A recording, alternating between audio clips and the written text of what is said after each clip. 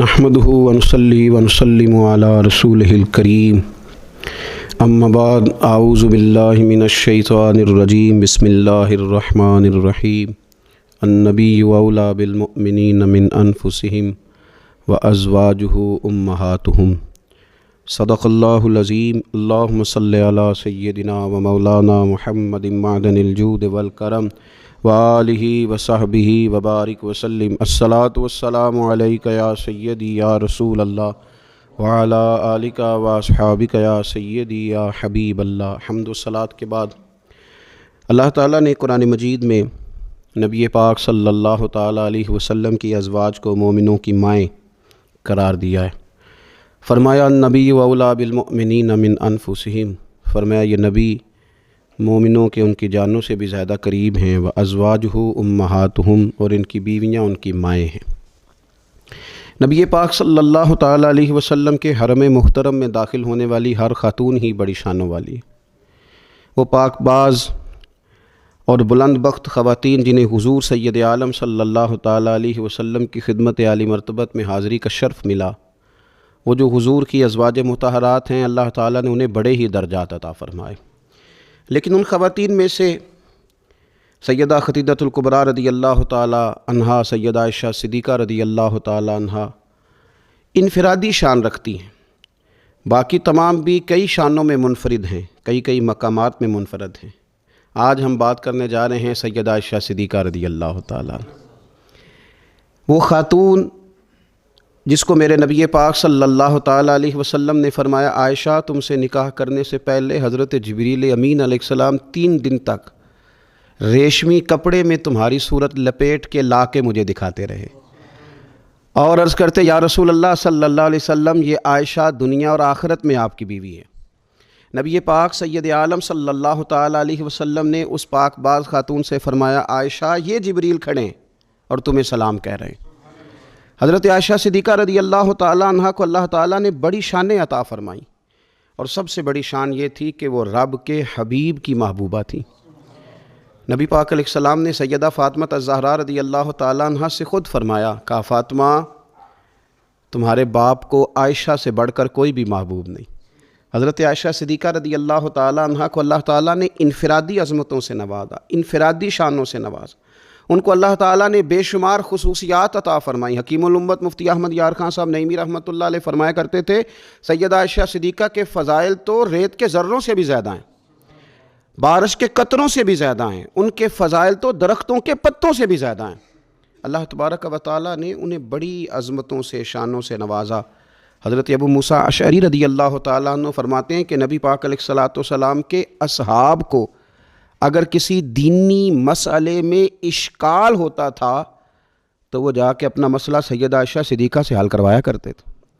اللہ تعالیٰ نے انہیں اتنا علم عطا فرمایا تھا کہ صحابہ کرام اپنے مسائل جا کے سیدہ عائشہ صدیقہ رضی اللہ تعالیٰ عنہ سے حل کراتے۔ کیوں؟ اس لیے کہ انہوں نے دین مدینے والے رسول سے لیا تھا، انہوں نے ڈائریکٹ حضور سے دین حاصل کیا تھا، فیض یاب ہوئیں۔ حضور سے جو کچھ انہوں نے حاصل کیا انہوں نے امت میں تقسیم کیا ہزاروں کی تعداد میں۔ حضرت عائشہ صدیقہ رضی اللہ تعالیٰ عنہ کی مرویات ہمارے سامنے موجود ہیں۔ حضرت حکیم الامت مفتی احمد یار خان صاحب رحمۃ اللہ علیہ فرماتے ہیں کہ از آدم تا ایدم، از آدم تا ایدم، یعنی جناب آدم علیہ السلام سے لے کر آج تک کائنات میں حضرت عائشہ صدیقہ رضی اللہ تعالیٰ عنہ سے بڑی عالمہ فاضلہ خاتون کوئی نہیں ہوئی۔ انفرادی علم اللہ تعالیٰ نے انہیں عطا فرمایا، لوگ ان سے مسائل پوچھتے، لوگ ان سے بات کرتے، پھر علم تھا، اور علم کے ساتھ اللہ تعالیٰ نے انہیں تقوی کی توفیق عطا فرمائی تھی۔ صحبت مصطفیٰ کریم علیہ السلام کی برکت سے ان کے اندر اللہ تعالیٰ نے وہ خوبیاں جو تعلیم امت کے لیے، اور ہماری اس ماں کی وہ شانیں جن پر ان کی اولاد عمل کرے تو وہ اللہ کے قریب چلی جائے۔ حضرت عروہ بن زبیر رضی اللہ تعالیٰ عنہ فرماتے ہیں کہ یہ عجیب سخی خاتون تھی، 70,000 دینار میں نے ان کے ہاتھ میں دیکھے، سارے انہوں نے اللہ کے راستے میں خیرات کر دیے، لیکن جب میں نے ان کے اپنے کپڑے دیکھے تو ان کو پیوند لگے ہوئے تھے۔ 70,000 دینار خیرات کر رہی، اپنے کپڑوں کو پیوند لگے ہوئے۔ 1,00,000 دینار ان کے پاس تھا، ان کی خادمہ کہتی ہیں سارا ہی سیدہ عائشہ صدیقہ نے خیرات کر دیا۔ میں نے کہا اماں جی کو 1 دینار رکھ لیتی ہیں، آپ کا روزہ تھا، میں کچھ کھانا لے آتی، آپ کھا لیتی۔ تو فرمانے لگیں کہ پہلے یاد کراتی تو شاید میں رکھ لیتی، تو سب بانٹ دیا اللہ کے راستے میں۔ حضرت عائشہ صدیقہ نے یہ اثار حضور سے سیکھا، امت کو سکھایا۔ فرماتی ہیں ہم کوئی مجبور تھے فاقے کرنے پر؟ حضور کے در دولت پر تو خدا کے فضل سے بڑی نعمتیں آتی تھیں، لیکن حضور ساری ہی رب کے راستے میں خیرات کر دیا کرتے تھے۔ ان کے اندر پھر اتنا اثار کا جذبہ پیدا ہوا، اتنا انہوں نے ساری زندگی اتنی خیرات کی، اتنا اثار کیا کہ گنبد خضرا کا وہ حجرہ نور جس میں حضور علیہ السلام کا وہ نورانی مزار ہے جس پر 70,000 فرشتے صبح درود و سلام پڑھتے ہیں، 70,000 شام کو پڑھتے ہیں، وہ حضرت عائشہ صدیقہ کی ملکیت تھا۔ سیدہ عائشہ صدیقہ رضی اللہ تعالیٰ عنہ فرماتی ہیں اس میں حضور کی مقدس تدفین ہوئی، پھر میرے والد حضرت سیدنا ابو بکر صدیق کی تدفین ہوئی، پھر ایک قبر کی جگہ باقی تھی میں نے اپنے لیے رکھی ہوئی تھی۔ لیکن قربانی کا جذبہ ایسا تھا، اثار کا جذبہ ایسا تھا کہ جناب عمر کو زخم لگا، انہوں نے اپنے بیٹے کو بھیج کے کہا کہ اماں جی سے پوچھو میرا بھی دل کرتا ہے کہ میں حضور کے قدموں میں سیدنا صدیق اکبر کے پہلو میں لیٹ جاؤں۔ حضرت عبداللہ ابن عمر کہتے ہیں میں نے جا کے کہا تو وہ رو پڑی، کہنے لگی کوئی اپنی قبر کی جگہ کسی کو نہیں دیتا، اور عمر سے کہنا جاؤ میں نے تمہارے لیے اثار کیا۔ اتنا جذبہ قربانی کا ان کی طبیعت میں پیدا ہوا، اور پردے کا یہ حال تھا۔ امت کی بیٹیوں کو انہوں نے با پردہ اور باوقار رہنے کا یہ انداز بتایا کہ سیدہ عائشہ صدیقہ فرماتی ہیں حضور سید عالم علیہ السلام میرے حجرے میں تدفین ہوئی، حضور کا وصال ہوا، وہیں دفن ہوئے تو میں بغیر پردے کے جاتی تھی، حضور میرے شوہر ہیں۔ اور پھر جب وہاں جناب صدیق اکبر کی قبر مبارک بنی تو وہ میرے والد تھے، میں بغیر پردے کے جاتی تھی۔ اور جب وہاں حضرت عمر رضی اللہ تعالیٰ عنہ کی قبر بنی تو پھر میں نے پردہ کر کے جانا شروع کیا، اس لیے کہ عمر میرے لیے محرم نہیں تھے، میں پردہ کر کے جاتی تھی۔ تو حضرت عائشہ صدیقہ امت کی بیٹیوں کو بتاتی ہیں کہ میں تو مزار پہ جاؤں تو پردہ کر کے جاتی ہوں، میں تو حضرت عمر کے مزار پہ جاؤں تو پردہ کر کے جاتی ہوں، اور تم بغیر پردے کے بازار چلی جاتی ہو، وہاں تم چلی جاتی ہو، سر عام چلی جاتی ہو۔ یہ معیار دیا حضرت عائشہ صدیقہ رضی اللہ تعالی عنہا نے امت کی بیٹیوں کو۔ عبادت انہوں نے اس طرح کی، تقویٰ ان کا اس طرح کا تھا کہ آپ کے بھانجے فرماتے ہیں کہ ساری رات ہی وہ اللہ کی بارگاہ میں حاضر رہتی تھی، ساری رات ہی مصلی آباد رہتا تھا۔ پھر بھی ایک دفعہ حضور کی بارگاہ میں عرض کیا انہوں نے، یا رسول اللہ میری بخشش کی دعا کر دیں، میرے گناہوں کی معافی کی دعا کر دیں، یہ عاجزی ہے۔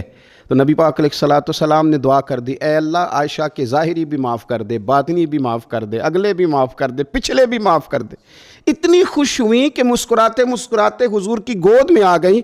صحیح ابن حبان میں موجود ہے کہ نبی پاک نے فرمایا عائشہ اس دعا پہ تو بڑی راضی ہوئی ہے نا؟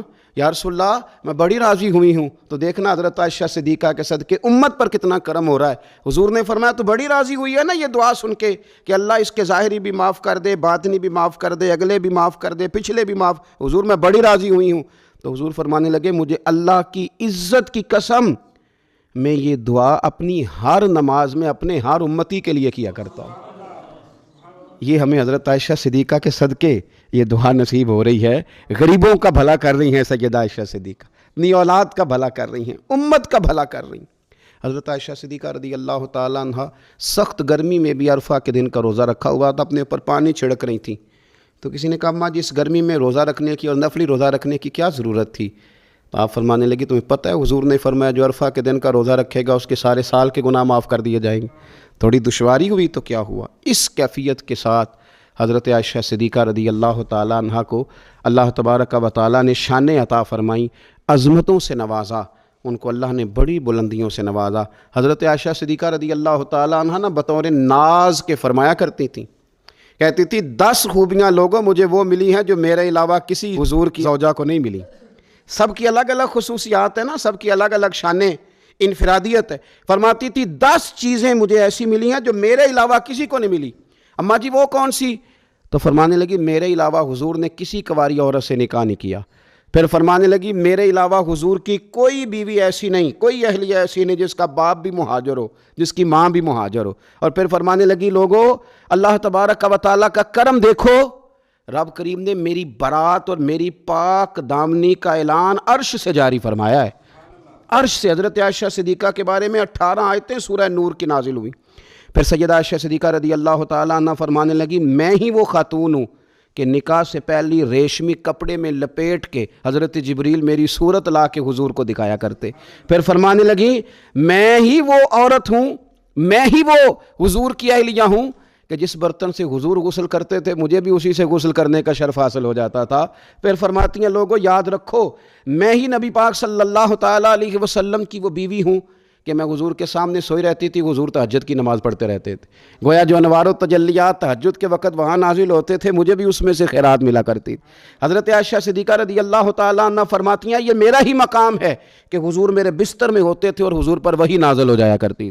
پھر ارشاد فرماتی ہیں کہ نبی پاک صلی اللہ تعالیٰ علیہ وسلم نے مجھے ہی وہ مقام دیا کہ حضور کا نورانی وجود میری گود میں تھا جب نبی پاک نے وصال فرمایا.